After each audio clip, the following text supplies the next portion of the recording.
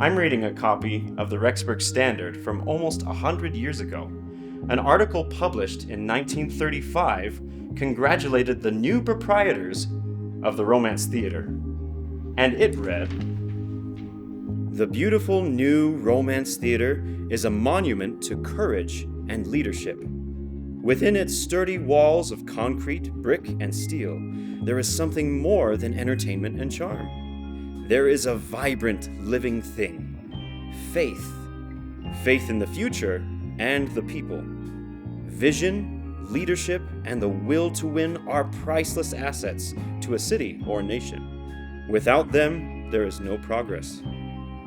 The opening of this marvelous theater marks a new era for our little city. It will instill in us certain civic pride and give faith and courage to others to launch out in various business ventures.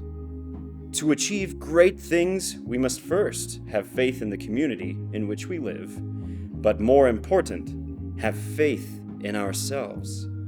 So, to these young men, Mr. Drennan and Mr. de Mordaunt, the Rexburg Standard and its personnel offer congratulations and sincerest wishes for lasting success." And that success continues today at the heart of our community.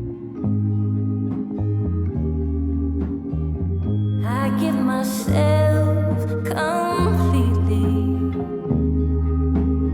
I was just talking just now to one of my friends who actually lived down the street. For them, the Romance Theater was just part of life that they loved. As a young man, the Romance Theater was where I went to enjoy movies. This was where I would come for activities. And as I grew here in the Rexburg community, it's where I brought my wife on our first date. This theater is part of our heritage. It's our culture. It's part of our history. For you.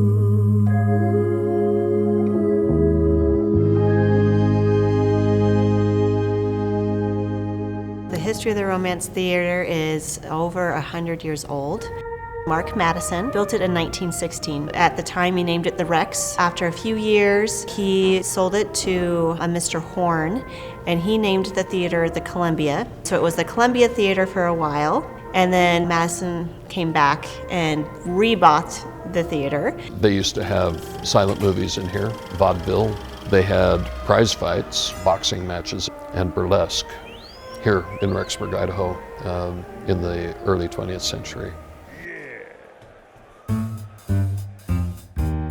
In 1935, the de Mordaunts and the Drennans acquired this property. Paul de Mordaunt and Hugh Drennan, they were a partnership called D&D Enterprises, and Paul was my father-in-law. They decided that they were going to update it to an Art Deco style. And they expanded it into the size that it is today. And they even had air conditioning. It was Idaho's most beautiful theater at one time.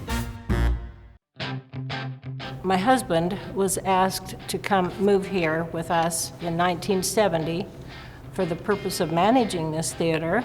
As we gained more experience with this theater, we came to realize that it really was in need of refurbishing and remodeling.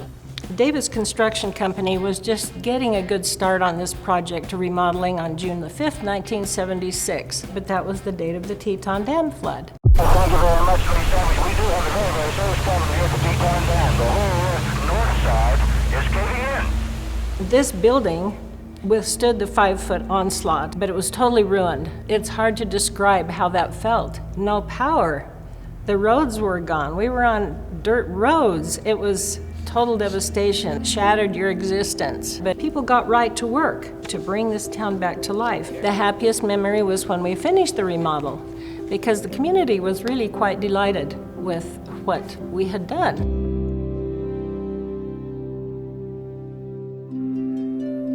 So after the flood, it was in the early 2000s that the city acquired this property from the Carmike company that owned it, and they didn't know what to do with it. There were members of the city council that were proposing that we tear the building down, and everybody who grew up here and had memories in this theater showed up to the city council meeting. It was standing room only, and person after person after person got up to the microphone and addressed the city council, and we made it very, very clear. The city council got the message, and they voted to look into the restoration.